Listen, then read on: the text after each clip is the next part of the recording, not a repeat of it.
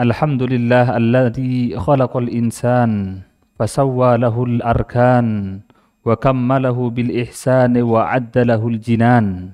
Ashhadu an la ilaha illallah wahdahu la syarika lah wa ashhadu anna sayyidana Muhammadan abduhu wa rasuluh la nabiyya ba'dah.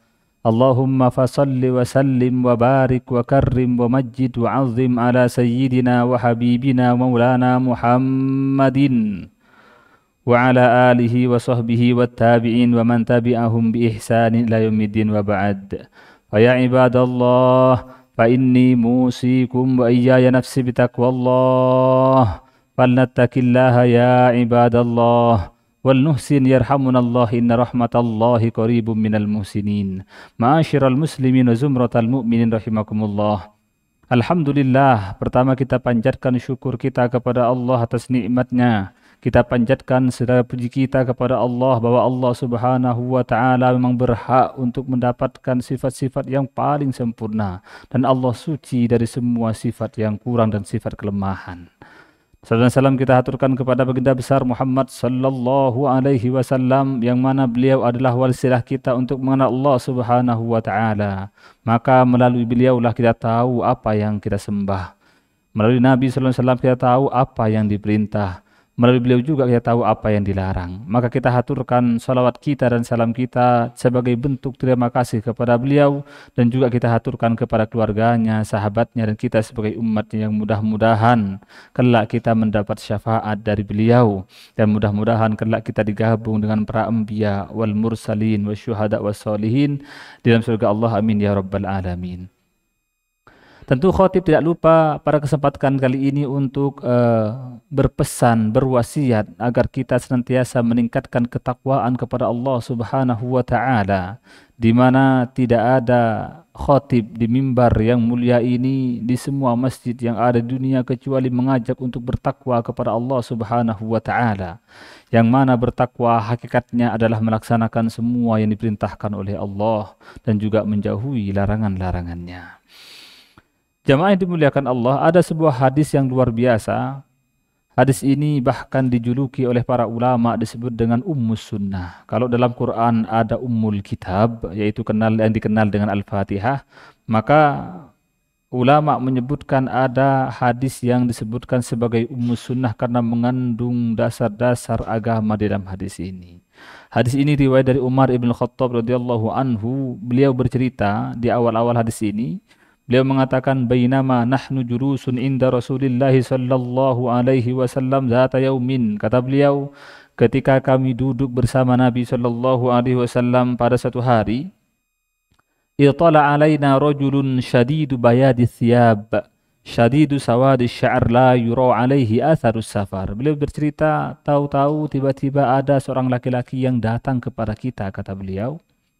Rambutnya hitam, kemudian pakaiannya putih bersih. Tapi anehnya tidak ada bekas perjalanan dari orang ini. Kemudian beliau mengatakan wala ya'rifuhu minna ahad. Kemudian tidak ada yang tahu dari kita siapa orang ini. Bukan orang asing karena memang tidak ada bekas perjalanan dari dia, tidak lusuh pakaiannya dan sebagainya. Tapi juga tidak ada yang kenal dari kita kepada orang ini. Kemudian datang dia pada Nabi hatta jalasa ila Nabi sallallahu alaihi wasallam fa asnada rukbatayhi ila rukbatayhi wa wada'a kaffayhi ala fakhidayhi. Dia datang ke Nabi. Dia tempelkan lututnya ke lutut Nabi. Kemudian dia meletakkan tangannya di atas kedua pahanya dan dia bertanya dengan pertanyaan yang menjadi dasar-dasar agama, bahkan disebut dengan rukun-rukun agama. Maka dia bertanya, "Ya Muhammad, akhbirni anil Islam." Wahai Muhammad, kabari saya, beritahu saya mengenai Islam, kata orang ini. Maka Nabi sallallahu alaihi wasallam mengatakan al-Islam an tasyhadu an la ilaha illallah wa anna Muhammadar Rasulullah wa tuqimas salata wa tu'tiyaz zakata wa tasuma ramadhana wa tahujjal baita in istata'ta ilaihi sabila. Maka Nabi sallallahu alaihi wasallam menjelaskan Islam itu sejatinya, kata Nabi, bersyahadat, bersaksi bahwa Tuhan Allah Subhanahu wa taala adalah Tuhan kita, bahwa Muhammad adalah nabi, dan kemudian mendirikan salat, menunaikan zakat, berpuasa di bulan Ramadan dan berhaji ke Baitullah jika mampu. Maka orang ini kemudian membenarkan, sodakta, benar kamu Muhammad. Maka kita, kata Umar, fa'ajibna lahu yas'aluhu wa yusaddiquh. Kami kagum, kami heran. Orang ini bertanya pada Nabi, malah dia membenarkan jawaban Nabi. Tapi kemudian ditanya lagi, ya Muhammad, akhbirni anil iman. Ya Muhammad, beritahu saya mengenai iman ya Muhammad. Maka Nabi mengatakan, iman antu minabillahi wa malaikatihi wa kutubihi wa rusulihi wal yaumil akhir wa tu'mina bil qadri khairihi wa syarrihi. Nabi mengatakan iman itu adalah kamu percaya kepada Allah, beriman kepada Allah, kepada malaikatnya, kepada kitab-kitabnya, dan juga kepada semua rasul-rasulnya, dan juga percaya kepada hari akhir, dan percaya kepada takdir, qada Allah, baik yang khair, baik ataupun yang syar. Maka dia mengatakan, sodakta Muhammad, benar kamu Muhammad. Maka kami juga heran, kata Umar, kok bisa dia nanya kemudian dia membenarkan jawaban Nabi Shallallahu Alaihi Wasallam. Dan yang terakhir, pertanyaan yang urgen juga, dia mengatakan, fa'akhbirni anil ihsan. Ya Muhammad, beritahu saya mengenai ihsan. Apa itu ihsan Muhammad? Maka Nabi mengatakan, anta'budallaha ka'annaka tarahu fa'illam takun tarahu fa'innahu yarak. Kamu beribadah kepada Allah, menyembah Allah Subhanahu wa Ta'ala seolah-olah kamu melihat Allah. Tapi walaupun kamu tidak melihat Allah secara real, tapi yakinlah, kata Nabi, sesungguhnya Allah melihat engkau. Maka dari sini kemudian ulama menyimpulkan inilah rukun-rukun dalam agama kita. Yang satu menjadi rukun Islam, yang satu menjadi rukun iman, dan satunya menjadi ihsan yang akan menjadi tema pada kesempatan kali ini. Orang ini di akhir disebutkan oleh Nabi bahwa di Jibril, malaikat Jibril yang datang untuk mengajarkan agama kepada kita semua, kepada sahabat dan juga kepada kita sebagai umat Muhammad sallallahu alaihi wasallam. Maka kemudian rukun Islam ini kemudian diterjemahkan menjadi fikih, yang mana fikih itu mengatur ibadah zahir kita. Bagaimana cara kita sholat, bagaimana cara kita berzakat, apa syarat rukun dari puasa, dan lain sebagainya.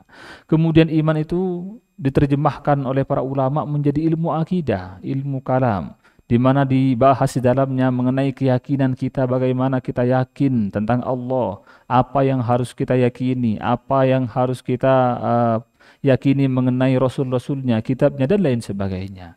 Tapi kemudian yang sering kita lupakan adalah mengenai ihsan, di mana ihsan ini kemudian diterjemahkan menjadi sifat yang luar biasa, yaitu sifat muraqabah, merasa diawasi oleh Allah Subhanahu wa Ta'ala. Para ulama mengatakan, kalau hanya sekedar mengandalkan Islam, rukun Islam saja, banyak orang yang beribadah, banyak orang yang sholat, zakat, puasa. Kalau tidak ada ihsannya, maka kadang-kadang salah dia niatnya. Ibadahnya bukan karena Allah, berbaginya ingin karena dipuji, perbuatan baiknya ingin viral, dan lain sebagainya.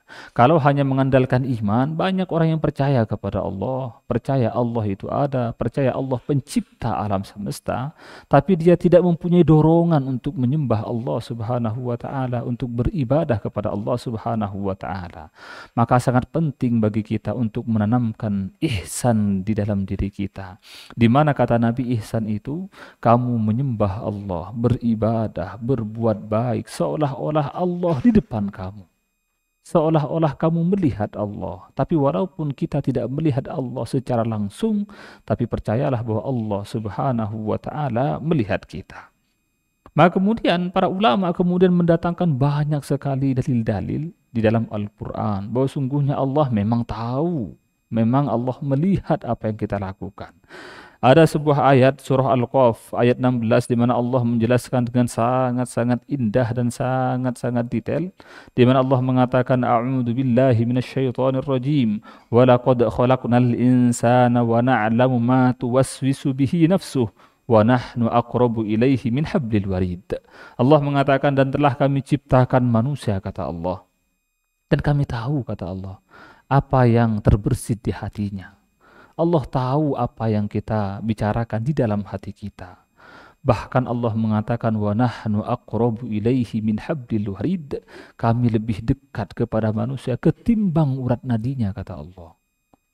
Di dalam ayat lain juga Allah mengatakan innallaha la yakhfa alaihi syai'un fil ardi wala fis sama. Sesungguhnya Allah tidak samar kepada Allah Subhanahu wa taala segala sesuatu yang ada di atas langit, di bawah langit, di dalam bumi, di atas bumi, di antara keduanya. Allah tahu semua yang terjadi di alam semesta ini. Bahkan Allah juga menegaskan ya'lamu kha'inatal a'yuni wa ma tukhfis sudur. Allah tahu lirikan mata, khianatnya mata. Kadang kita melirik sesuatu yang mungkin orang lain tidak tahu kita melirik apa, tapi Allah mengatakan, menegaskan bahwa Allah tahu lirikan kita, kemana kita melirik. Yang kemudian Allah juga mengatakan Allah tahu apa yang tersembunyi di dalam diri kita, yang kita simpan di dalam hati kita.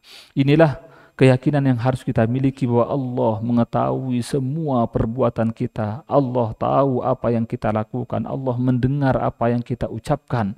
Dan Allah juga mengetahui semua perbuatan kita. Maka kalau sudah tertanam sifat ihsan, yang kemudian dikatakan sebagai sifat muraqabah ini, yang kita artinya meyakini, menyadari bahwa Allah melihat kita, Allah memperhatikan kita, Allah mengawasi kita, maka kata para ulama akan muncul banyak sifat-sifat yang baik, sifat-sifat terpuji kepada kita. Pertama apa itu?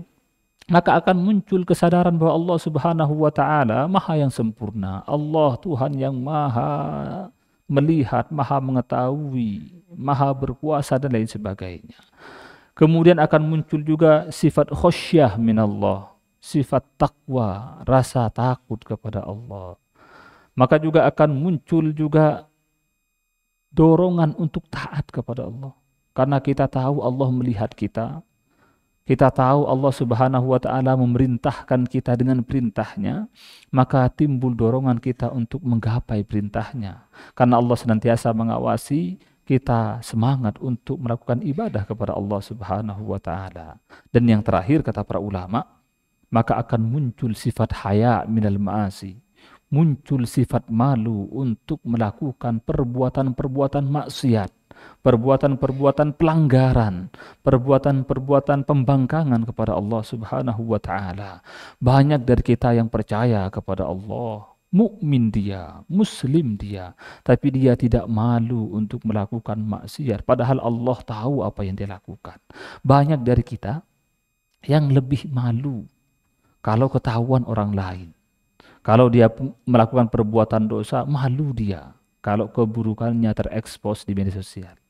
Banyak dari kita yang lebih takut ke CCTV ketimbang takut kepada Allah Subhanahu wa taala. Takut dia keburukannya terungkap, takut dia maksiatnya kelihatan orang lain, terekam CCTV, tapi dia tidak takut ketahuan oleh Allah Subhanahu wa taala. Makanya ulama mengatakan, Wahib Ibnul Ward mengatakan, ittaqillaha an yakunallahu ahwanan nazirina ilaik. Bertakwalah kamu kepada Allah dan jangan jadikan Allah yang paling kamu remehkan.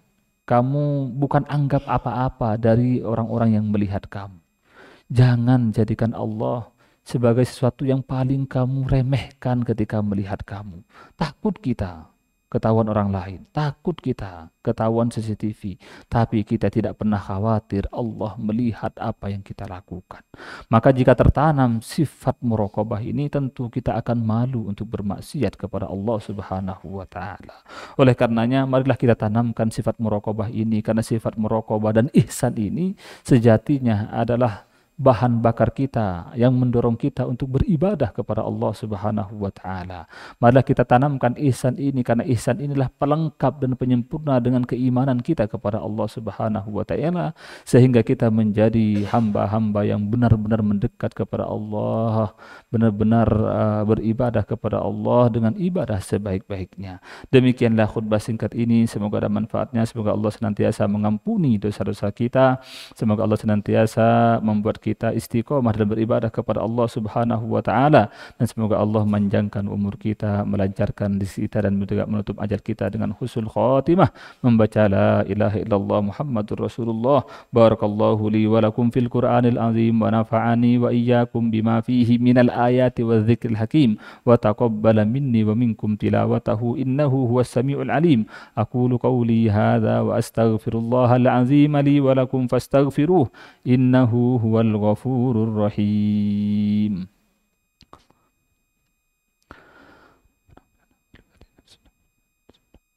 Allahumma shalli ala Muhammad.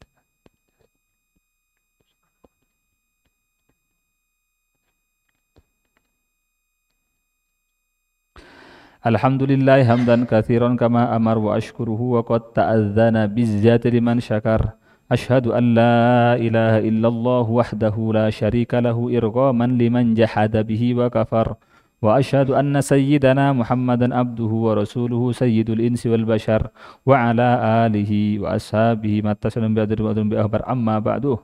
فيا أيها الناس اتقوا الله تعالى وذروا الفواحش ما ظهر منها وما بطن وحافظوا على الطاعة وحضور الجمعة والجماعة واعلموا أن الله أمركم بأمر بدأ فيه بنفسه وثنى بملائكة المسبحة بقدسه وقال تعالى ولم يزل قائلا أليما إن الله وملائكته يصلون على النبي يا أيها الذين آمنوا صلوا عليه وسلموا تسليما اللهم صل على محمد وعلى آل محمد كما صليت على إبراهيم وعلى آل إبراهيم وبارك على محمد وعلى آل محمد كما باركت على إبراهيم وعلى إبراهيم في العالمين إنك حميد مجيد وارض اللهم عن الخلفاء الراشدين ساداتنا أبي بكر وعمر وعثمان وعلي وعن بقية الأشهر بشر الجنة وعن الصحابة والتابعين ومن تبعهم بإحسان إلى يوم الدين اللهم اغفر للمسلمين والمسلمات